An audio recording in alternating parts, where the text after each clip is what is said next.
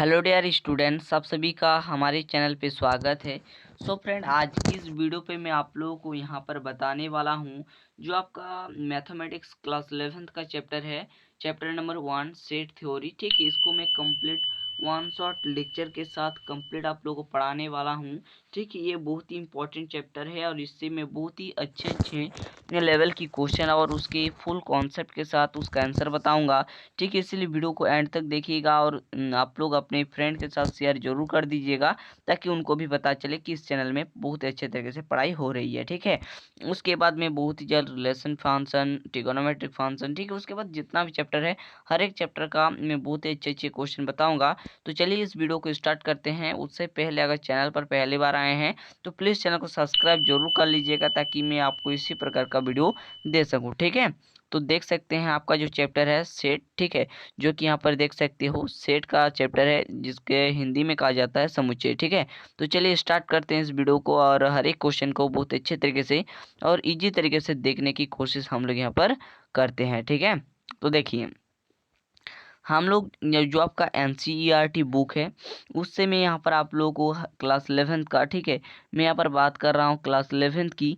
तो class 11th का मैं यहाँ पर मैथमेटिक्स को बहुत अच्छे तरीके से और इजी तरीके से बताने की कोशिश करूँगा। ठीक है, तो चलिए देखते हैं, ये है मैथमेटिक्स का पेपर और आपका जो बोर्ड एग्जाम होने वाला है कुछ इसी प्रकार का पेपर में क्वेश्चन जरूर से जरूर देखने को मिलेगा। ठीक है, और मैं बहुत ही जल्द आप लोग को लाइव टेस्ट भी लूँगा, तो इसलिए आपको टेंशन बिल्कुल भी नहीं लेना है।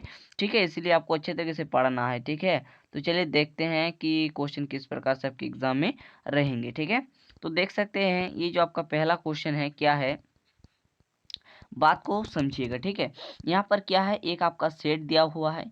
ठीक है, और आपको यहाँ पर जो सिंबल यूज करना है, देखिए एक होता है कुछ इस प्रकार से और एक होता है कुछ इस प्रकार से। तो देखिए दोनों को मैं बहुत ही अच्छे तरीके से एक्सप्लेन करता हूँ। ठीक है, तो दोस्तों ये जो सिंबल है ना, इसे हम लोग क्या बोलते हैं, बिलोंग्स टू।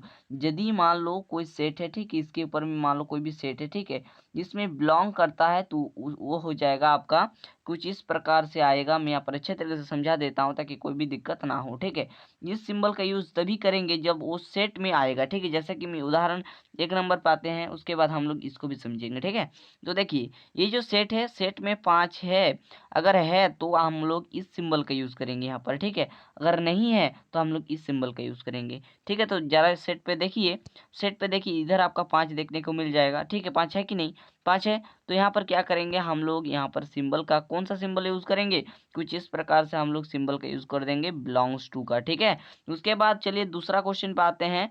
दूसरा क्वेश्चन पे प्रकार रहा है कि देखिए यहाँ पर 8 ए पे है, नहीं है, तो हम लोग क्या करेंगे, नॉट बिलोंग्स टू का यूज करेंगे क्योंकि इस सेट ए पे बिलोंग्स नहीं कर रहा है। ठीक है, यहाँ पर हम लोग क्या करेंगे, नॉट बिलोंग्स टू का यूज करेंगे कुछ इस प्रकार से। ठीक है, आई होप क्वेश्चन आप लोग को समझ में आ रहा है। दोस्तों समझ में आ रहा है तो एक लाइक एंड अपने दोस्तों के साथ शेयर जरूर कर लें। ठीक है, उसके बाद देखिए 3 नंबर प्रश्न भी आपका नॉट बिलोंग्स टू होगा क्योंकि 0 देखिए सेट ए पे नहीं है। ठीक है, उसके बाद देखिए 4 सेट ए पे है तो ये आपका हो जाएगा बिलोंग्स टू। उसके बाद 2 देखिए सेट ए पे है, इधर देख सकते हैं, तो ये हो जाएगा आपका, इधर भी आपका हो जाएगा बिलोंग्स टू। उसके बाद है 10 ए पे है तो जी नहीं है यहाँ पर, तो यहाँ पर क्या हो जाएगा, यहाँ पर नॉट बिलोंग्स टू हो जाएगा। आई होप ये क्वेश्चन आप लोगों को क्लियर हो गया होगा।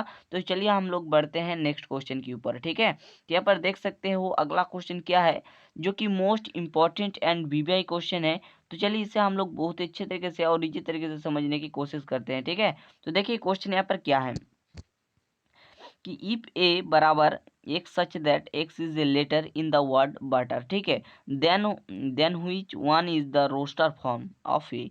यानी कि ये जो आपका बटर है इसको रोस्टर फॉर्म में लिखना है। ठीक है, तो चलिए रोस्टर फॉर्म में लिखने की कोशिश करते हैं जो कि बहुत ही आसान है। सेट ए, ठीक है, तो हम लोग कुछ इस प्रकार से ए देंगे और कुछ इस प्रकार से ब्रैकेट दे देंगे। क्लियर है, और ये जो देख रहे हैं बटर, जरा आप लोग ध्यान दीजिएगा, ये इस पे कॉन्सेप्ट होता है, जरा सुनिएगा। ठीक है, तो देखिए यहाँ पर बी है सबसे पहले, तो सबसे पहले बी को लिखेंगे।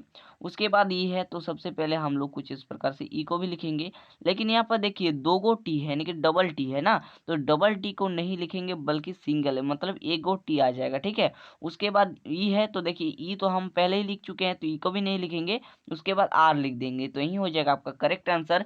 इसमें करना क्या है, आपको डबल नहीं करना है। ठीक है, सिंगल सिंगल करके लिखना है, तो यही आपका बिल्कुल करेक्ट आंसर होगा। ठीक है, यही क्या हो जाएगा आपका बिल्कुल सही आंसर हो जाएगा, प्यारा सा आंसर हो जाएगा, जो कि हमने यहाँ पर भी कर दिए हैं ताकि आपको कोई भी प्रकार का कोई भी परेशानी ना हो। ठीक है, तो आई होप ये क्वेश्चन आप लोगों को समझ में आया होगा। तो चलिए बढ़ते हैं अगले क्वेश्चन की ओर और अगले क्वेश्चन को समझ लेते हैं। देखिए अगला क्वेश्चन भी कुछ इसी प्रकार का क्वेश्चन है। क्या है कि इफ बी बराबर X such that X is a letter of the word school then which one is the roster form of B. यहाँ पर है बी एक सेट दिया हुआ है, इसको रोस्टर फॉर्म में लिखना है। तो कैसे लिखेंगे, जो कि मैंने अभी आपको समझाया जैसा है, आपको कुछ इसी प्रकार से लिखना है लेकिन डबल नहीं करना है। ठीक है, सबसे पहले हम लोग यहाँ पर बी लिखेंगे। बी लिखने के बाद हम लोग क्या करेंगे, कुछ इस प्रकार से ब्रैकेट लगाएंगे। उसके बाद जो भी आपका यहाँ पर जो भी चीज़ दिया हुआ लिखेंगे, लिखने के बाद लेकिन डबल नहीं होना चाहिए, इस बात का तो आप लोग जरूर से जरूर ध्यान रखिएगा। ठीक है, यहाँ पर एस है तो सबसे पहले एस लिखेंगे, उसके बाद सी है तो सी लिखेंगे, उसके बाद एच है तो एच लिख देंगे, उसके बाद देखिए डबल ओ है तो यहाँ पर हम लोग एक गो ओ लिखेंगे, कुछ इस प्रकार से कॉमा देंगे जरूर। ठीक है, कुछ इस प्रकार से क्या करेंगे हम लोग, कॉमा देते जाएंगे। ठीक है, उसके बाद क्या है एल है तो कॉमा दे के एल लिख देंगे, तो यही आपका बिल्कुल करेक्ट आंसर हो जाएगा। ठीक है, आई होप कि ये क्वेश्चन भी आपको बहुत ही अच्छे तरीके से और इजी फॉर्मेट में समझ में आया होगा। तो चलिए बढ़ते हैं अगले क्वेश्चन की ओर। ठीक है, देखिए अगला क्वेश्चन आपका क्या है। अगला क्वेश्चन बहुत ही इंपॉर्टेंट क्वेश्चन है। क्या है कि सेट ए बराबर 1 2 और 3 है और बी बराबर आपका दिया हुआ है 4 5 और 6। ठीक है, गिवन क्या है, गिवन एन एग्जाम्पल ऑफ। ये जो एग्जाम्पल है ये किसका एग्जाम्पल है ये आपको बताना है। ठीक है, तो चलिए देख लेते हैं किसका एग्जाम्पल है।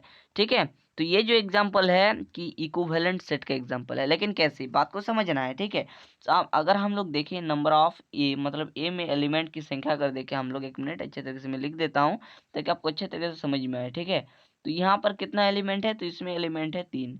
ठीक है, उसके बाद देखें बी पे, तो नंबर ऑफ बी का जो एलिमेंट है वहाँ पर कितना है, यहाँ पर भी 3 है। देखिए दोनों सेट अगर नंबर ऑफ ए और नंबर ऑफ बी अगर बराबर हो जाए तो उसे हम लोग क्या बोलते हैं, उसे हम लोग इक्विवेलेंट सेट बोलते हैं।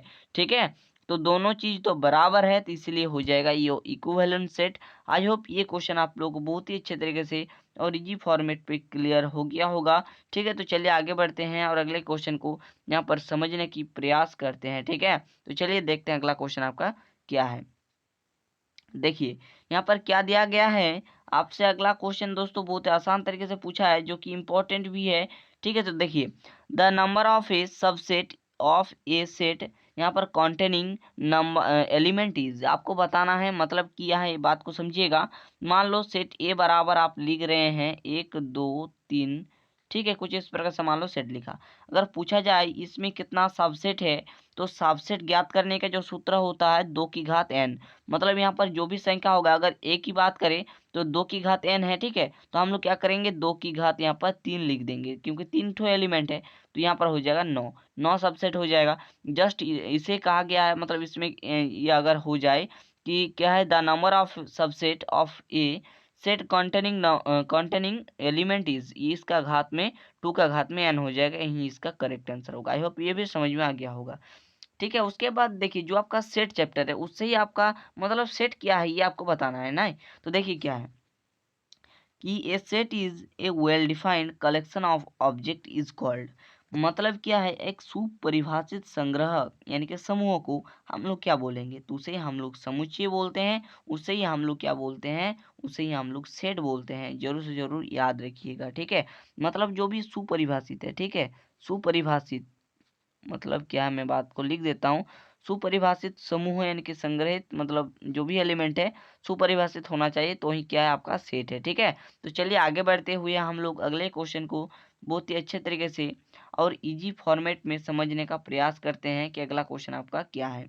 तो देखिए जरा यहाँ पर अगला क्वेश्चन है कि ये set which does not contain any element is called, मतलब एक सेट है उसमें डाज नॉट मतलब कोई भी एलिमेंट कंटेनिंग नहीं है, तो उसे हम लोग क्या बोलेंगे, उसे हम लोग एम्प्टी सेट बोलेंगे यानी कि रिक्त सेट बोलेंगे। ठीक है, उसके बाद देखिए आगे क्वेश्चन, अगला क्वेश्चन आप लोगों के सामने है। क्या है यहाँ पर अगला क्वेश्चन दिया है कि इफ सेट ए बराबर 0 1 2 3 4 एंड बी बराबर 1 2 3 देन ए इंटरसेक्शन बी बराबर क्या होगा, व्हाट आपको बताना है। तो ठीक है, तो जरा ध्यान दीजिएगा, अगर आप लोगों से पूछे ए इंटरसेक्शन बी तो इसमें ए सेट ऑफ ए और सेट ऑफ बी के बीच में जो कॉमन एलिमेंट है, ठीक है, जो कॉमन एलिमेंट है ना, उसे आपको क्या करना है, आपको उसे ही लिखना है, ठीक है। तो चलिए उसे है हम लोग लिखते हैं, देख रहे हैं कि हमारा आंसर आ रहा है कि नहीं, ठीक है। तो जरा ध्यान दीजिए कि क्या है, सेट ए बराबर आपका कितना है, सेट ए बराबर आपका दिया हुआ है, देख सकते इधर हमने लिख दिए हैं 0 1 2 3 4, और आपका सेट बी बराबर 1 2 3। तो इसमें कॉमन कौन आ रहा है, देखिए 1 2 3, इधर भी 1 2 3 है, तो 1 2 3 कॉमन आ रहे थे, यही आपका करेक्ट आंसर होगा, ठीक है। उसके बाद चलिए आगे बढ़ते हैं। अगला क्वेश्चन देखिए क्या पूछा है कि सेट ए बराबर 1 2 3 4 एंड बी बराबर 4 5 6 7 8, देन ए यूनियन बी, ठीक है। यहाँ पर ए यूनियन बी बोला है, तो ए यूनियन बी में जो पूरा ए सेट ए और सेट बी में जितना भी एलिमेंट है सारा का सारा लिख देना है, लेकिन आपको डबल नहीं लिखना है, ठीक है। तो देखिए सेट ए बराबर 1 2 3 4 और बी बराबर 4 5 6 7 8, ठीक है। तो इसमें देखेंगे तो हम लोग 1 2 3 4 लिख दिए, देखिए 4 इधर भी है इधर भी, तो एक को 4 ही लिखना है, ठीक है, डबल आपको नहीं करना है। तो 4, उसके बाद 5 6 7 8 आ गया, तो ये आपका करेक्ट आंसर होगा। उसके बाद चलिए आगे बढ़ते हैं। आपका अगला प्रश्न पहले प्रश्न की जैसा ही है कि लेट बी है, यहाँ पर लेट बी बराबर 0 1 2 3 4 5 6 है, राइट द, यहाँ पर symbol belongs to and not belongs to in the blanks, ठीक है। यहाँ पर ब्लैंक्स में क्या करना है, भरना है। तो क्या 0 बी पे है, तो जी हाँ, तो यहाँ पर बिलोंग्स आ जाएगा। क्या 7 बी पे है, तो नॉट बिलोंग्स टू आ जाएगा। यहाँ पर 5 क्या है, बी पे है, तो यहाँ पर बिलोंग्स हो जाएगा। देखिए 2 आपका बी पे है, तो जी हाँ, तो ये भी आपका बिलोंग्स टू हो जाएगा। 10 बी पे है, जी नहीं है, तो यहाँ पर हो जाएगा आपका नॉट बिलोंग्स टू, ठीक है। तो यही था आपके लिए मोस्ट इंपॉर्टेंट एंड वीवीआई कुछ प्रश्न जो कि आप लोगों को समझ में भी आए होंगे। देखिए इसी प्रकार का कंटेंट पाने के लिए हमारे इस चैनल को सब्सक्राइब कर लीजिएगा, ताकि मैं इसी प्रकार का कंटेंट आप लोगों को दे सकूं, ठीक है।